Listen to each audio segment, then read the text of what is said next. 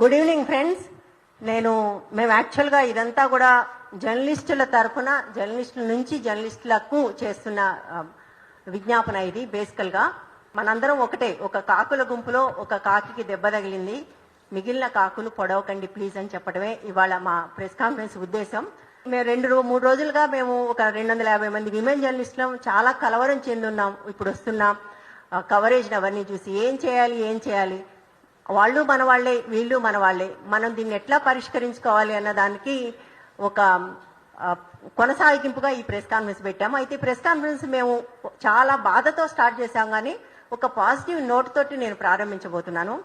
ఈ డిస్కషన్స్ జరుగుతున్నప్పుడు ఒక న్యూస్ ఛానల్కి ఈ విషయం తెలిసినప్పుడు వాళ్ళు వెంటనే ఆ ఛానల్లో దానికి సంబంధించి యాక్షన్ కూడా తీసుకున్నారు. వెంటనే వాళ్ళ ఛానల్లో అందరినీ పిలిచి చెప్పి, మీరు ఇలాంటి థంబ్నెయిల్స్ పెట్టకూడదు, ఇలాంటి పని చేయకండి, మీరు బ్లర్ లేకుండా చేయకండి అని ఒక ఛానల్లో ఆల్రెడీ యాక్షన్ తీసుకున్నారు. అది మాకు ఇప్పుడే తెలిసింది. తెలియగానే నిజంగానే మాకు చాలా సంతోషం అనిపించింది. అంటే ఎవరూ మాట్లాడకపోతే ఎవరూ పట్టించుకోరు, ఎవరైనా మాట్లాడితే ఎక్కడొక్కడ చిన్న మార్పు వస్తుంది అన్న ఒక నమ్మకం మాకు కలిగింది. సో ఈ ప్రెస్ కాన్ఫరెన్స్ ని మేము ఆ పాజిటివ్ నోట్తో స్టార్ట్ చేస్తున్నాము. బహుశా మీకు ఇక్కడ మేము అందరు విమెన్ జర్నలిస్టులకి కనీసం ఒక 250 అని అయితే నేను చెప్పగలను. వాళ్ళకి ప్రతినిధులుగా విమెన్ జర్నలిస్టులకు మేము ఇక్కడ కూర్చున్నాము. బహుశా అందరికీ మీకు తెలిసే ఉంటాం. మేము కృష్ణజ్యోతి, కట్టా కవిత, నేను వనజ, సలీమా, రాజేశ్వరి, పద్మ వంగపల్లి. మేము మా వాయిసెస్ రిప్రజెంటేటివ్ వాయిసెస్, ఇవి మా వాయిసెస్ కాదు, మొత్తం విమెన్ జర్నలిస్టులకు వాయిసెస్. అందరికీ తెలుసు స్వేచ్ఛ చనిపోయిన తర్వాత ఏం జరుగుతుంది, ఎట్లాంటి రిపోర్టింగ్ జరుగుతుంది అని. మన వార్తలు చెప్పేవాళ్ళం మనమే వార్తగా మారిన ఒక సందర్భం ఇది. చాలా మంది అంటారు ఇతరుల విషయంలో చేసినప్పుడు మీరు మాట్లాడారని. అప్పుడు కూడా మేము మాట్లాడుతూనే ఉన్నాం. ఇప్పుడు మన వాళ్లే కాబట్టి ఒకసారి మీతో మాట్లాడాలనే ఒక ప్రయత్నంతో మేము ఇక్కడికి వచ్చాము. ఈ రిపోర్టింగ్ ఏదైతే ఉందో, ఆ అమ్మాయి చనిపోయిన దగ్గర నుంచి కూడా ఒక మనిషిని రోడ్డున పడేయటం అంటారు కదా, ఆ స్థాయిలో జరుగుతున్న రిపోర్టింగ్ ఉంది కదా, అట్లా చేయకుండా ఉంటే బాగుంటుంది. అంత సెన్సేషనలైజ్ చేయొద్దు. మనం అటువంటి పరిస్థితుల్లో ఉంటే, మన కుటుంబం అటువంటి పరిస్థితుల్లో ఉంటే, ఇప్పుడు వస్తున్న థంబ్నెయిల్స్ కానీ, ఇప్పుడు వస్తున్న రిపోర్టింగ్ కానీ, ఇప్పుడు వస్తున్న హెడ్లైన్స్ కానీ మనం ఇష్టపడతామా అలాంటివి మన గురించి రాయటానికి? ఇది ఒకసారి మీడియా అంతా ఆలోచించాలి. మేము మీడియా అన్నప్పుడు మాకు చాలా క్లారిటీ ఉంది, రిపోర్టర్స్ కాదు, మేనేజ్మెంట్సే. Most of the time managements ఎట్లా పుష్ చేస్తాయో మాకు తెలుసు. మేమందరం కూడా అక్కడి నుంచే వచ్చాము, ఉన్నాము కూడా. ఇప్పుడు ఇందులో ఉన్న వాళ్ళు ఇండిపెండెంట్ గా పనిచేస్తున్న వాళ్ళు ఉన్నారు, పత్రికల్లో పనిచేస్తున్న వాళ్ళు, ఛానల్స్ లో పనిచేస్తున్న వాళ్ళకు మాకు కూడా తెలుసు ఎట్లా పుష్ చేస్తారనేది. బట్ కొంచెం ఆ సెన్సిటివిటీ అనేది ఉండాలి అని మేము అనుకుంటున్నాం. ఒకటి సెన్సిటివ్ గా ఉండాలి, రెండోది ఇది ఎథికలా కాదా, మూడోది ఇది లీగలా కాదా. మనం ఒక చిన్న పాపతో ఇంటర్వ్యూ చేస్తున్నాం, చిన్న పాపను తీసుకొచ్చి. మైనర్ని ఇంటర్వ్యూ చేయకూడదు అనేది లా. కేవలం లా మాత్రమే కాదు, ఎడిటర్స్ గిల్డ్ ఆఫ్ ఇండియా కూడా మనకు గైడ్ లైన్స్ ఇచ్చింది. ఆ గైడ్ లైన్స్ ప్రకారం కూడా అది తప్పు. అటువంటిది కూడా చేస్తున్నాం. దాంతో పాటుగా మనం వాళ్ళ ఇళ్లలోకి, వాళ్ళ వ్యక్తిగత జీవితాల్లోకి చొచ్చుకుని పోయి, మేము చాలా ఛానల్స్ వాళ్ళని చూసాము, ఇంట్లోకి వెళ్ళిపోతున్నారు. అట్లా వెళ్ళిపోవటం అనేది కరెక్ట్ కాదు అనేది ఎందుకు మనకు తెలియట్లేదు. అంటే ఏం పుష్ చేస్తుంది మనని? ముఖ్యంగా ఈ అప్పీల్ మేము పెద్ద ఛానల్స్కి, లెగసీ మీడియాకి చేస్తున్నాం. ఎందుకంటే లెగసీ మీడియా పద్ధతి పాటిస్తే చిన్న మీడియా కూడా ఫాలో అవుతుంది. కానీ విషాదం ఏంటంటే చిన్న యూట్యూబ్ ఛానల్స్ అన్ని వ్యూస్ కోసం ఈ పనిచేస్తుంటే పెద్ద ఛానల్స్ కూడా వాళ్ళనే ఫాలో అవుతున్నారు. అది చాలా ఇబ్బందిగా ఉంది, చాలా కష్టంగా ఉంది. మనం ఒక్కసారి మనని స్వేచ్ఛ ప్లేస్లో పెట్టుకొని ఆలోచిద్దాం. అమ్మాయి తన జీవితాన్ని అంతం చేసుకుంది, ఒక కష్టంతో అంతం చేసుకుంది. ఆ తర్వాత ఆ కుటుంబానికి గ్రీవ్ చేసుకోవడానికి కొంచెం టైం కావాలి. అవన్నీ వదిలేసి మనం వాళ్ళ వెంట పడి ఒక రకంగా వేధిస్తున్నాం. స్వేచ్ఛ కుటుంబాన్ని వేధించడం ఆపండి. ఇది రోజు రోజుకి కొత్త మలుపు తిరుగుతుంది. ముందు అమ్మాయిని తీసుకొచ్చారు, ఇవాళ పూర్ణచంద్ర భార్య వచ్చి మాట్లాడింది. బహుశా నేను అనుకోవటం ఇవాళ నుంచి మీడియా పూర్ణచంద్ర భార్య వెంటబడుతుంది, ఆమె వెంటబడి ఇంటర్వ్యూలు కూడా చేస్తుంది. అంటే మన క్లిక్ బైట్స్ కోసం, మన వ్యూస్ కోసం వీళ్ళందరినీ వేధించడం మానాలి అని నాకు అనిపిస్తుంది. ముఖ్యంగా చట్టానికి సంబంధించి కూడా మేము డీటెయిల్స్ చెప్పబోతున్నాం. మనకు సత్యవతి గారు ఉన్నారు, దాని మీద తను అథారిటీ, తను చెప్తారు. మా డిమాండ్ కూడా ఏంటంటే, ఇప్పటి వరకు ఏదైతే ఫీడ్ ఉందో, తెలుసో తెలియకో, ఎందుకంటే ఇప్పుడే చెప్తున్నా, ఒక ఛానల్లో తీసేశారు, ఫీడ్ తీసేశారు, థంబ్నెయిల్స్ చేంజ్ చేశారు, క్లియర్ ఇన్స్ట్రక్షన్స్ కూడా అందరికి ఇచ్చారు, మీరు ఇలాంటి పని చేయొద్దు అని. అంటే అది హోప్. మిగిలిన వాళ్ళు కూడా దయచేసి ఆ ఫీడ్ తీసేయండి. పెద్దవాళ్ళు, చిన్నవాళ్ళు, యూట్యూబ్ ఛానల్స్ దయచేసి ఆలోచించండి. ఆ ఫీడ్ని తీసేయండి, పర్వాలేదు. ఎందుకంటే ఆ పిల్ల రేపు పెరిగి పెద్ద అవుతుంది, అమ్మాయి చూసుకుంటుంది. అమ్మాయి చూసుకున్నా చూసుకోకపోయినా కూడా దిస్ ఈజ్ కంప్లీట్ ఇన్సెన్సిటివిటీ. అంటే మీడియా అన్న మాటకు మనం ఒక గౌరవం అనేది లేకుండా చేస్తా ఉన్నామని అనిపిస్తుంది.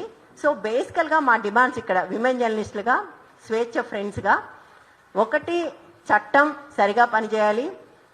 ఎవరైతే దీనికి కారణమో అతని మీద తప్పకుండా చర్య తీసుకోవాలి. మీడియా వైపు నుంచి సెన్సిటివ్గా దీన్ని ప్రజెంట్ చేయాలి. ఇవి మా ప్రధానమైన డిమాండ్స్ ఇక్కడ.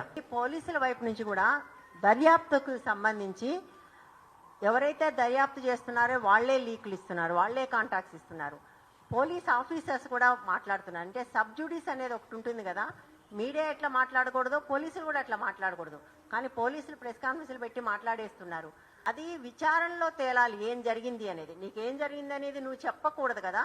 సో పోలీసులు లీకులు ఇవ్వటము, వాళ్ళు ప్రెస్ కాన్ఫరెన్స్లు పెట్టి మాట్లాడటం కూడా ఆపితే బాగుంటుందని మేము అనుకుంటున్నాము. సో మీడియాతో పాటుగా మేము గవర్నమెంట్కి కూడా అప్పీల్ చేస్తున్నాం. అట్లాగే పొలిటికల్ పార్టీలకు కూడా ఒక అప్పీల్, దయచేసి దీన్ని పొలిటికల్ ఇష్యూగా మార్చకండి. ఇప్పటికే ఇది ఒక చాలా దారుణమైన పొలిటికల్ ఇష్యూగా మారింది. దీన్ని అడ్డం పెట్టుకుని ఒకళ్ళ మీద ఒకళ్ళు పొలిటికల్ పార్టీలు బురద జల్లుకుంటున్నాయి. చట్టం సరిగా పనిచేస్తే ఇవన్నీ రావు. చట్టం సరిగా పనిచేయకపోవటం వల్ల, లేదా చట్టాన్ని ఎవరో ఒకళ్ళు వాడుకునే ప్రయత్నం చేయటం వల్లనే ఇది చాలా పొలిటికల్ ఇష్యూగా మారుతుంది. దయచేసి దీన్ని పొలిటిసైజ్ చేయొద్దు, సెన్సేషనలైజ్ చేయొద్దు. వనజ గారు చెప్పినట్లు నిజంగా ఒక సంఘటన విషాదకరమైనది. కానీ ఒక పాపని, మైనర్ బాలికలను తీసుకొని వచ్చి ఆలోచించకుండా ఉన్న చట్టాలన్నింటినీ పక్కన పెట్టి ఎట్లా ఆలోచిస్తున్నారంటే ఛానల్స్, అంటే యూట్యూబ్స్ని ఫాలో అయిపోయి మేము సెన్సేషన్ అయితే చాలు, వ్యూస్ పెరిగితే చాలు అనే విధంగా ఆలోచించకుండా చట్టాన్ని, గైడ్ లైన్స్ని ఫాలో అయ్యి చెప్పినట్లు ఏదైతే ఆ ఫీడ్ పెట్టారో వాటిని ఒక ఛానల్ ఆల్రెడీ దాన్ని ఇంప్లిమెంటేషన్ చేసింది. దాన్ని వెంటనే తీసివేస్తే అమ్మాయి భవిష్యత్తుకి ఉపయోగం. ఇంతే కాదు, భవిష్యత్తులో కూడా ఇట్లాంటి చాలా జరుగుతున్నాయి. ఒక ఉమెన్ జర్నలిస్ట్గా తను ఎంత ఫేమస్తో తెలుసు. దాన్ని ఉపయోగించుకొని కొంతమంది వాళ్ళకున్న కుటుంబంతో ఉన్న పరిచయాన్ని ఉపయోగించుకొని కూడా కొంతమంది చేస్తూ ఉన్నారు. వీటన్నిటినీ పక్కన పెట్టి మేము ఉమెన్ జర్నలిస్టులుగా అప్పీల్ చేస్తుంది, ఇటువంటివి చాలా గతంలో జరిగినవి, భవిష్యత్తులో కూడా జరిగే అవకాశం ఉంది. కాబట్టి ఇటువంటి ఈ గైడ్ లైన్స్ని పక్కన పెట్టి మీడియా దయచేసి ఇట్లాంటి మనం ఇలా సెన్సేషనల్ చేయొద్దు అనేటువంటి అప్పీల్ని ఉమెన్ జర్నలిస్టులుగా మేము తీసుకురాదలుచుకున్నాం. కాబట్టి దాన్ని దయచేసి మీడియా అందరూ కూడా దాన్ని దృష్టిలో పెట్టుకొని మేము ఏదైతే అప్పీల్ చేస్తున్నామో దాన్ని వెంటనే మా అప్పీల్ని స్వీకరించి వాటిని ఆ ఫీడ్ని మొత్తం తీసేసి భవిష్యత్తులో కూడా ఇటువంటి జరగకుండా మీడియా మేనేజ్మెంట్, ముఖ్యంగా పెద్ద పెద్ద ఛానల్స్ ఏవైతే ఉన్నాయో వాళ్ళు దీన్ని ఇంప్లిమెంటేషన్ చేయాలని చెప్పి మా వైపు నుంచి కోరుకుంటున్నాము. అట్లాగే స్వేచ్ఛకు కూడా న్యాయం జరుగుతున్నటువంటి నమ్మకం మాకు ఉంది.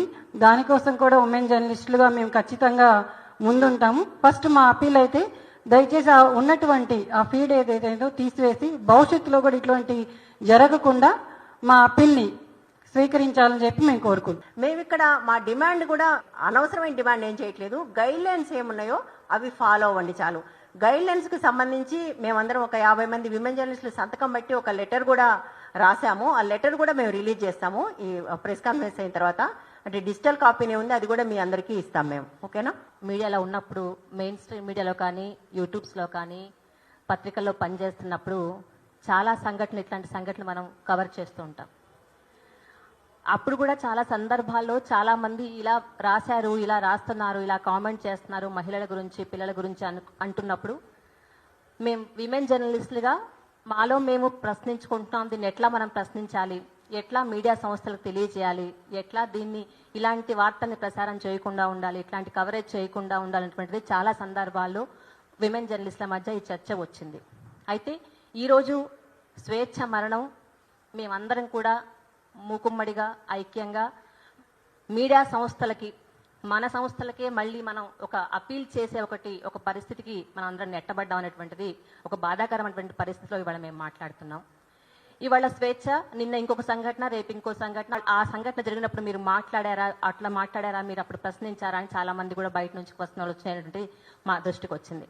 ఎప్పుడూ మేము మహిళల పక్షంగా పిల్లల పక్షంగా మాట్లాడుతున్నప్పుడు ఈ ప్రశ్నలు లేవనెత్తుతూనే ఉన్నాము. ఇలాంటి తమ్నైల్స్ పెట్టకూడదు, ఇలాంటి స్టోరీస్ కవర్ చేయకూడదు, పిల్లల్ని చూపించకూడదు, పిల్లలతో ఇంటర్వ్యూ చేయకూడదు, వాళ్ళని బ్లర్ చేయాలి, చాలా సందర్భాల్లో చనిపోయిన మహిళల్ని కూడా బ్లర్ చేసే ఫొటోస్ పెట్టాలి, వాళ్ళని చూపించకూడదు, బాధితుల్ని చూపించకూడదు అని చాలా సందర్భాల్లో మేము మాట్లాడుతూనే ఉన్నాము. కానీ చాలా మా మాటలు అది పెడచెవినట్టుగానే ఉన్నాయి.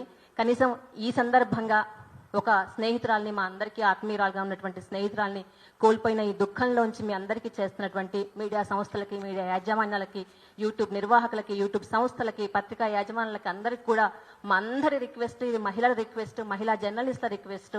ఇది చాలా మంది మేము ఇట్లా పెడుతున్నాం ప్రెస్ మీట్ అంటే గట్టిగా చెప్పండి, అందరి నోర్లు మూయించండి. చెత్తగా పెడుతున్నారు, చూడలేక బాధగా ఉంది. మన ఇంట్లో ఆడపిల్ల అయితే, వాళ్ళ ఇంట్లో ఆడపిల్ల అయితే ఇట్లాగే పెడతారా? వాళ్ళ ఇంట్లో మహిళలు చనిపోతే ఇలాంటి ఫొటోసే పెడతారా? ఇట్లాంటి తమ్నైల్సే పెడతారా? ఇట్లాంటి కామెంట్సే చేస్తారనేది చాలా మంది వాళ్ళ మహిళలు కూడా మాట్లాడుతున్నారు. విమెన్ జర్నలిస్ట్కి సపోర్ట్ గా ఉన్నారు. అందుకని ఇదంతా దృష్టిలో పెట్టుకొని మన కోసం మనం మాట్లాడదాము. మన సంస్థల్ని, మన యాజమాన్యాల్ని కూడా మనం ప్రశ్నించే సందర్భం ఒకటి వచ్చిందని మేము అనుకుంటున్నాము.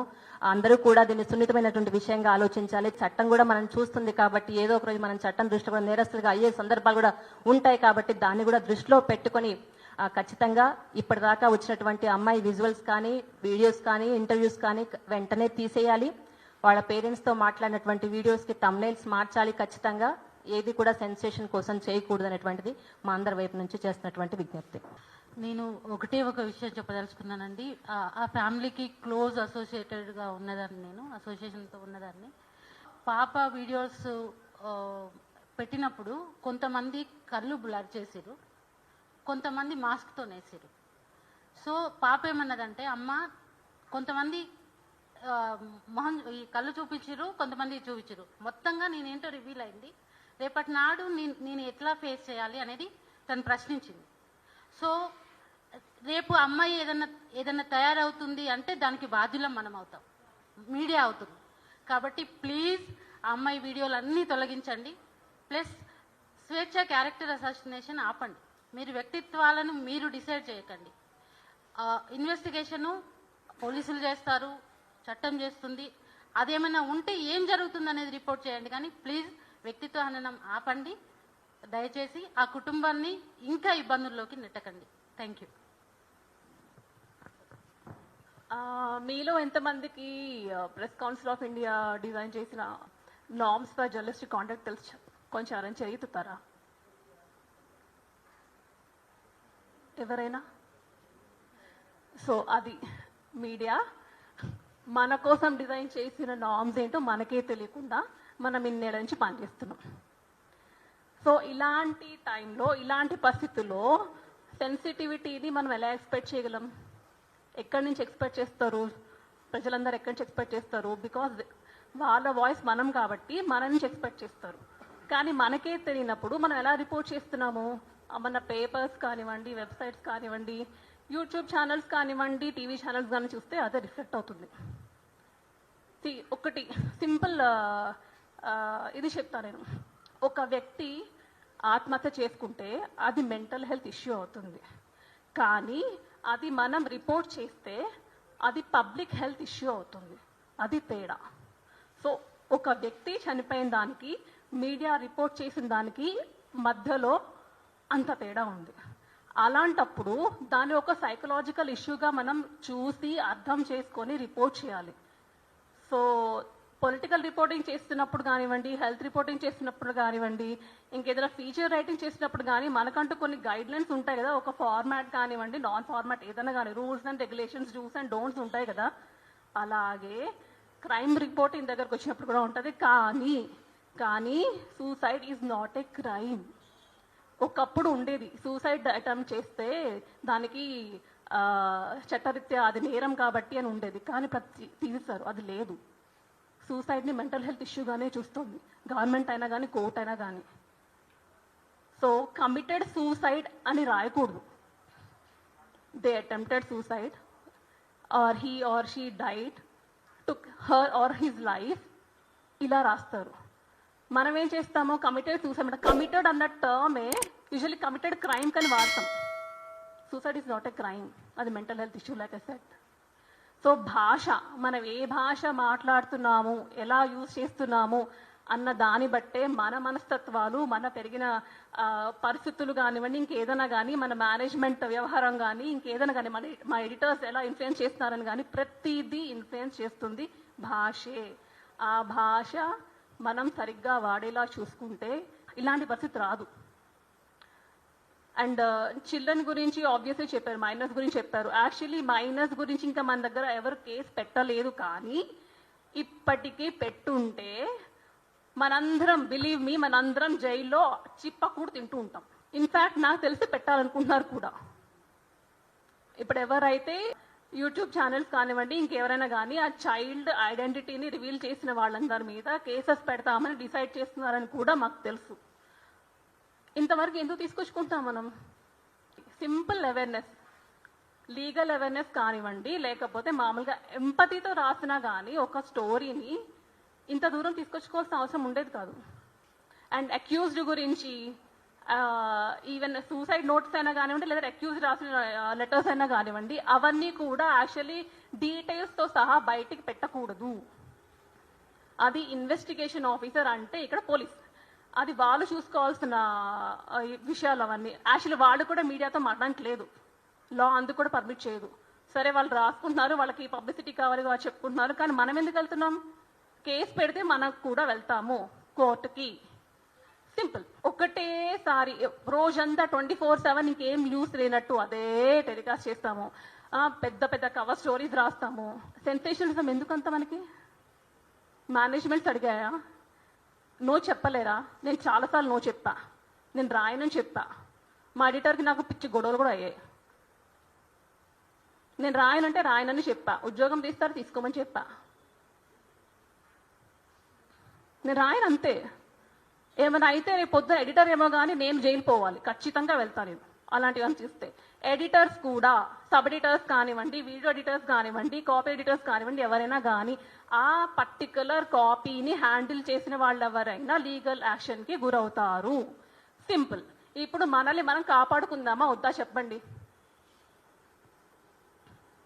జైల్లో కూర్చుందామా? మన ఉద్యోగాలు వేసుకుంటూ, లేదంటే ఇళ్ళలో మన వాళ్ళతో హ్యాపీగా గడుపుదామా? ఉద్యోగం చేయాలి, కాదనట్లేదు, కానీ కొంచెం లీగల్ అవేర్నెస్ ఉంటే సరిపోతుంది కదా, ఇంత రిస్క్ చేయాల్సిన అవసరం ఉండదు కదా. సో ఏదైనా రాసే ముందు బేసికల్లీ డూస్ అండ్ డోంట్స్ ఏంటి, కాంప్లికేషన్స్ ఏమున్నాయి, ఇలాంటివి కొంచెం ఆలోచించుకుందాం ప్లీజ్. ఇలా చెప్తూ పోతే ఇంకా చాలా ఉన్నాయి, చాలా సింపుల్ గైడ్లైన్సే ఉన్నాయి. మనం ఒక స్టోరీని ఎంతసేపు ప్లే చేస్తున్నాము, ఎన్నిసార్లు ప్లే చేస్తున్నాము, ఎన్నిసార్లు ఎక్కడ ఇస్తున్నాము, కవర్ స్టోరీలో ఇస్తున్నామా, లోపల ఫిల్లర్ లాగా ఇస్తున్నామా, ల్యాండింగ్ పేజ్లో ఇస్తున్నామా, లేక ఇంకెక్కడో ఇస్తున్నామా, ఎలా రిప్రజెంట్ చేస్తున్నాము, హెడ్లైన్స్లో ఏ పదాలు వాడుతున్నాము, పారాగ్రాఫ్లో ఏ పదాలు వాడుతున్నాము, అడ్రస్తో సహా మొత్తం అన్ని డీటెయిల్స్ ఇచ్చేస్తాం మనం. విక్టిమ్స్ కానివ్వండి, సర్వైవర్స్ కానివ్వండి, వాళ్ళ ఫ్యామిలీస్ కానీ, ఇంకెక్కడ ఉంటుంది ప్రైవసీ? ఎక్కడ ఉంటుంది? మనం వెళ్ళిపోతాం తర్వాత చుట్టుపక్కల వాళ్ళు ఎలా కాకుల్లో పొడుచుకు తింటారో ఐడియా ఉందా ఎవరికైనా? వాళ్ళ మెంటల్ ట్రామా ఎలా ఉంటుంది ఐడియా ఉందా ఎవరికైనా? ఇది డీల్ చేయడం కోసం ఎన్ని ఎన్జిఓస్ ఎంతలా కష్టపడుతున్నారో ఐడియా ఉందా ఎవరికైనా? నేను మొన్నే సాటర్డే వెళ్ళేసి వచ్చాను. మొత్తం అందరూ విమెన్ అండ్ చిల్డ్రన్, చిన్న పిల్లలు, పసిపిల్లలు కూడా ఉన్నారు. మనం ఇన్సెన్సిటివ్గా రిపోర్ట్ చేయడం వల్ల వాళ్ళ బతుకులు ఎలా చెల్లాచెదరవుతున్నాయి ఐడియా ఉందా మనకి ఎవరికైనా?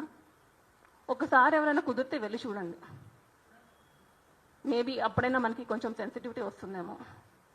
అయితే ఈ కేసు గురించి మాట్లాడుతున్నప్పుడు ఒక విషయం మేము క్లారిఫై చేయదలుచుకున్నాం. ఇది ఒక్క స్వేచ్ఛ విషయంలోనే కాదు, మీరు స్వేచ్ఛ విషయంలో ఇట్లా రాయకూడదు, వేరే దాంట్లో రాయొచ్చని మేము అనట్లేదు.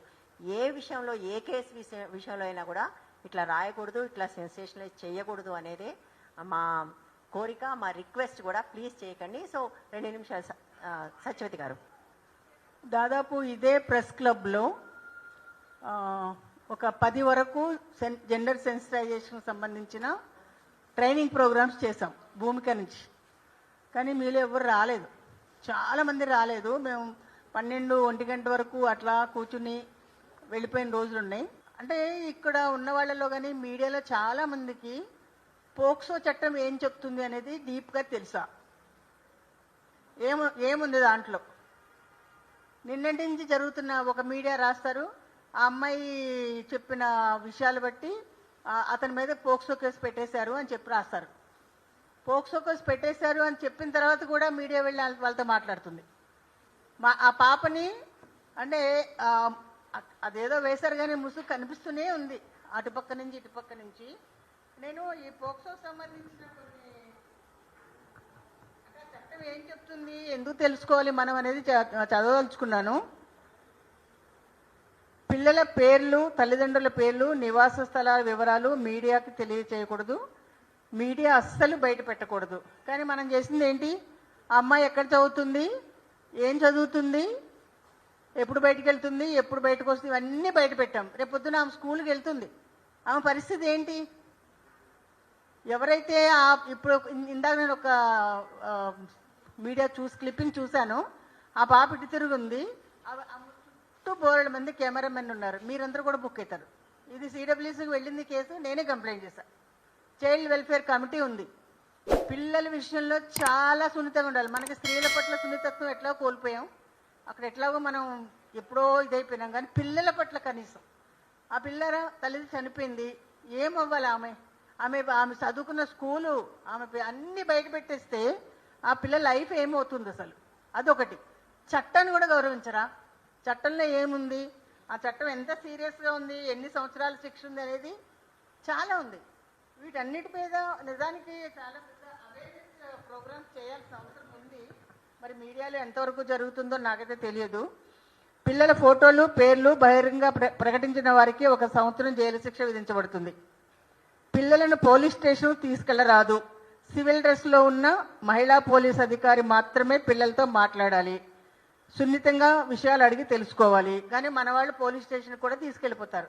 నా ఎక్స్పీరియన్స్ ఏంటంటే, సఖీ సెంటర్లోకి అర్ధరాత్రి పిల్లల్ని తీసుకొస్తారు, అమ్మాయిల్ని 13-14 ఏళ్ళ పిల్లల్ని తీసుకొస్తారు పోక్సో కేసుల కింద. పోలీసులు తీసుకొస్తారు 1 గంటకి రాత్రి.